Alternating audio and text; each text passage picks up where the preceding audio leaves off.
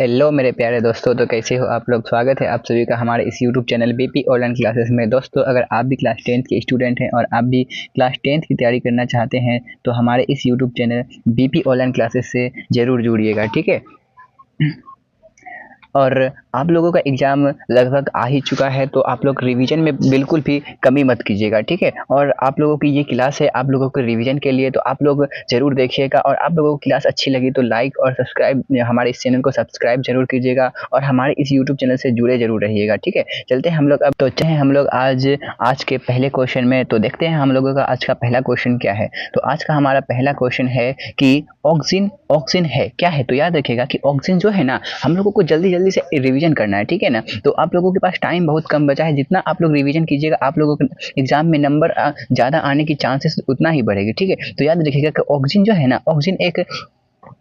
Oxygen एक hormone है। क्या है? ऑक्सीजन एक हार्मोन है। तो कैसा हार्मोन है? तो पादप हार्मोन है। कैसा है हार्मोन है? तो पादप हार्मोन है। तो याद रखिएगा कि सी क्या हो जाएगा, हमारा राइट आंसर हो जाएगा, ठीक है। पादप हार्मोन है। ऑक्सीजन क्या है? तो पादप हार्मोन है, याद रखिएगा, ठीक है। चलते हैं हम लोग अब दूसरी क्वेश्चन की ओर। हमारा दूसरा क्वेश्चन है कि आप लोग अभी अभी आप लोग रिवीजन में बिल्कुल भी कमी मत कीजिएगा, ठीक है। चलते हैं दूसरी क्वेश्चन की ओर। दूसरी क्वेश्चन है कि थायरोक्सिन का स्राव कहाँ से होता है। तो याद रखिएगा कि थायरोक्सिन का जो स्राव होता है ना, वो थायराइड ग्रंथि से होता है। कहाँ से होता है? थायराइड ग्रंथि से होता है, जो कि हमारे गले में पाया जाता है। जो कि कहाँ पाया जाता है? हमारे गले में पाया जाता है। तो ये क्या हो जाएगा, हमारा राइट आंसर हो जाएगा, ठीक है। चलते हैं हम लोग अब अगले क्वेश्चन की ओर। अगला क्वेश्चन है हमारा क्वेश्चन नंबर 3। क्वेश्चन नंबर 3 है कि दो तांत्रिका कोशिका के मध्य खाली स्थान को कहते हैं। यानी कि हमारे जो मतलब माथे पे यानी कि सिर पे जो मतलब सर पे जो तांत्रिका कोशिका होती है, दो तांत्रिका कोशिका के बीच जो खाली स्थान होती है ना, तो उसे हम लोग सिनेप्स कहते हैं। क्या कहते हैं? सिनेप्स कहते हैं। तो बी क्या हो जाएगा, हमारा राइट आंसर हो जाएगा, सिनेप्स कहते हैं, ठीक है। चलते हैं हम लोग अगली क्वेश्चन की ओर। अगला क्वेश्चन है हमारा क्वेश्चन नंबर 4।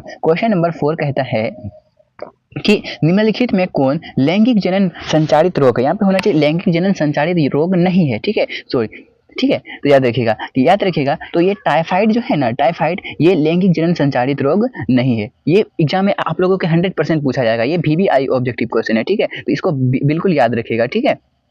चलते हैं हम लोग अब अगली क्वेश्चन की ओर। अगला क्वेश्चन है हमारा क्वेश्चन नंबर 5। क्वेश्चन नंबर 5 है कि इंसुलिन नामक हार्मोन की कमी से कौन सा रोग उत्पन्न होता है। यानी कि इंसुलिन की कमी से जो होता है ना, तो वो कौन सा रोग होता है। तो याद रखिएगा जो मधुमेह होता है ना, तो वो इंसुलिन की कमी के कारण होता है। किसके कारण होता है? तो इंसुलिन की कमी के कारण। अगर घेंगा रोग बोली जाए कि घेंगा रोग किसकी कमी के कारण होता है, तो आयोडीन की कमी के कारण होता है, ठीक है। चलते हैं हम लोग अब अगली क्वेश्चन की ओर। अगला क्वेश्चन है हमारा क्वेश्चन नंबर 6। क्वेश्चन नंबर 6 है कि निम्नलिखित में कौन सा पादप हार्मोन है। यानी कि कौन ऐसा हार्मोन है निम्नलिखित में जो कि पादप हार्मोन है। इंसुलिन, थायरोक्सिन, एंड्रोजन या फिर साइटोकाइनिन। या तो इंसुलिन बोले तो मानव में पाया जाता है, जो कि इंसुलिन की कमी के कारण क्या होता है, तो मधुमेह होता है। थायरोक्सिन बोले तो थायराइड ग्रंथि से होता है, थायराइड ग्रंथि से स्राव होता है, तो थायरोक्सिन हार्मोन कहते हैं। एंड्रोजन भी एक मतलब जो कि मनुष्य का एक ग्रंथि है। तो साइटोकाइनिन जो है, साइटोकाइनिन याद रखिएगा कि साइटोकाइनिन जो क्या है, वो हमारा मतलब राइट आंसर हो जाएगा। पादप हार्मोन क्या है, तो साइटोकाइनिन है, ठीक है। चलते हैं हम लोग अब अगले क्वेश्चन की ओर। अगला क्वेश्चन है हमारा क्वेश्चन नंबर 7। विरिकक की संरचनात्मक एवं क्रियात्मक इकाई को क्या कहते हैं। यानी कि विरिकक की जो हमारा जो किडनी होती है, किडनी उसे उसकी मतलब संरचनात्मक एवं क्रियात्मक इकाई को क्या कहते हैं, तो नेफ्रॉन कहते हैं। क्या कहते हैं? नेफ्रॉन कहते हैं। डी हमारा क्या हो जाएगा, राइट आंसर हो जाएगा, ठीक है। चलते हैं हम लोग अब अगले क्वेश्चन की ओर। अगला क्वेश्चन है हमारा मस्तिष्क उत्तरदायी है।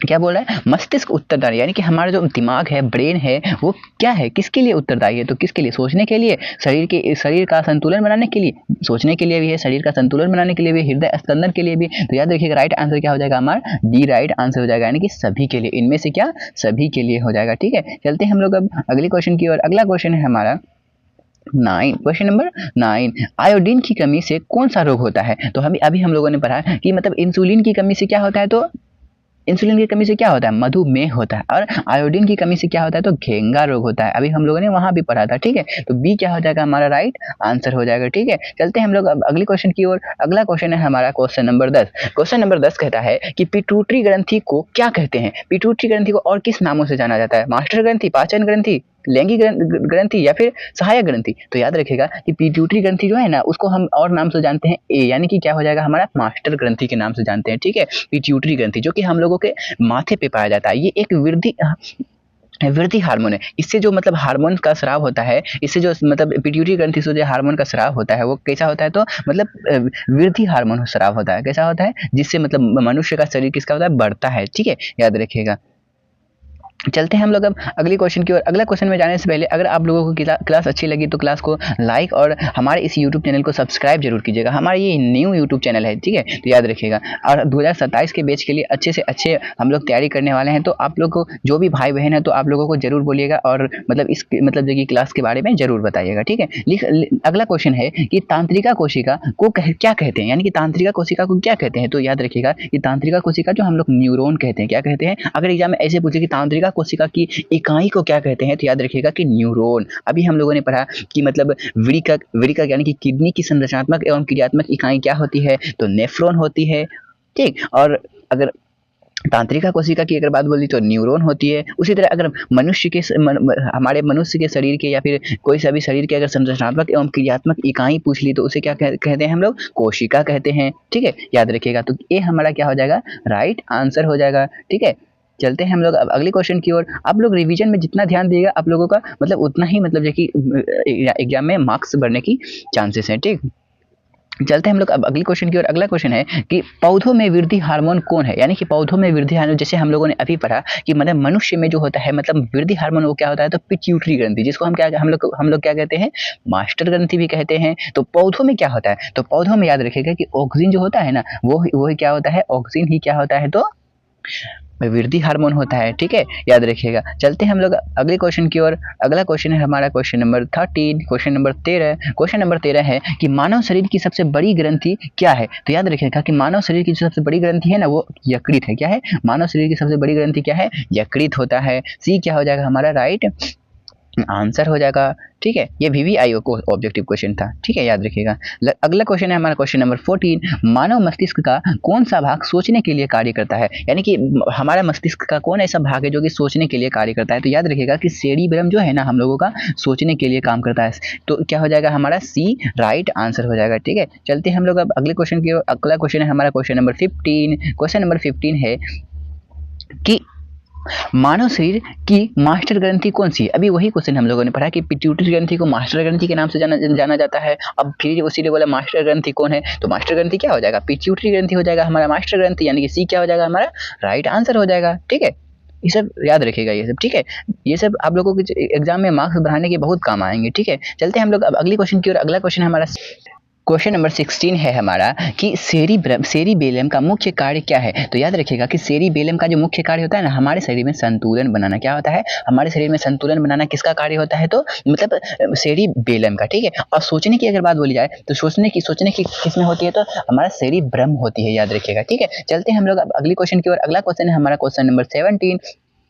क्वेश्चन नंबर 17 है कि तांत्रिका तंत्र का कार्य है, यानी कि तांत्रिका तंत्र का क्या कार्य है।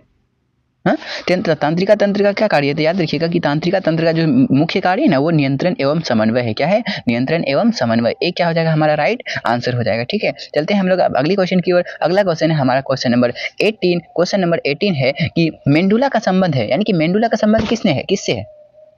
याद रखिएगा कि मेंडुला का जो संबंध है ना तो वो हमारे शरीर में हृदय स्कंदन, श्वसन एवं हृदय स्कंदन की गति के लिए, हृदय गति के लिए। ठीक है, ये हमारे हृदय का जो गति होती है यानी कि धड़कता है, हृदय जो धड़कता है उसका मतलब किसका कार्य है, तो वो मेंडुला का। उसका पूरा नाम क्या होता है, तो मेंडुला ऑब्लांगाटा होता है। ठीक है, याद रखिएगा इतना बात। चलते हैं हम लोग अब अगले क्वेश्चन की ओर। अगला क्वेश्चन है हमारा क्वेश्चन नंबर 19। क्वेश्चन नंबर 19 है कि इंसुलिन का स्राव कहाँ से होता है। याद रखिएगा कि इंसुलिन का स्राव कहाँ से होता है, तो इंसुलिन का स्राव होता है हमारा अग्नाशय के द्वारा। किसके द्वारा होता है, तो सी हमारा क्या हो जाएगा, राइट आंसर हो जाएगा। ठीक है, चलते हैं हम लोग अगले क्वेश्चन की ओर। अगला क्वेश्चन है हमारा क्वेश्चन नंबर 20 और ये है हमारा आज का आखिरी क्वेश्चन। लिखा है कि किसे बुद्धि और चतुराई का केंद्र कहा जाता है, यानी कि मस्तिष्क का वैसा कौन सा ऐसा भाग होता है जो कि बुद्धि और चतुराई का केंद्र होता है और वो सोचने की क्षमता को बढ़ाता है। याद रखिएगा कि वो क्या होता है, तो सेरिब्रम होता है। क्या होता है, सेरिब्रम होता है। क्या हो जाएगा हमारा राइट आंसर क्या हो जाएगा, तो ए हमारा क्या हो जाएगा, राइट आंसर हो जाएगा। ठीक है, तो आप लोगों ने इतना क्लास किया, तो आप लोगों को अगर क्लास अच्छी लगी तो क्लास को लाइक जरूर कीजिएगा एक बार। ठीक है, क्लास को लाइक लाइक जरूर कीजिएगा, और आप लोगों को वीडियो अच्छी लगी तो हमारे इस क्लास को सब्सक्राइब जरूर कीजिए, इस यूट्यूब चैनल को सब्सक्राइब जरूर कीजिएगा सब, ठीक है। और अपने सभी दोस्तों तक शेयर जरूर कीजिएगा, ठीक है, अपने सभी दोस्तों तक शेयर जरूर कीजिएगा, ठीक। तो मिलते हैं हम लोग अब अगली वीडियो में, तब तक के लिए धन्यवाद। जय हिंद, जय भारत।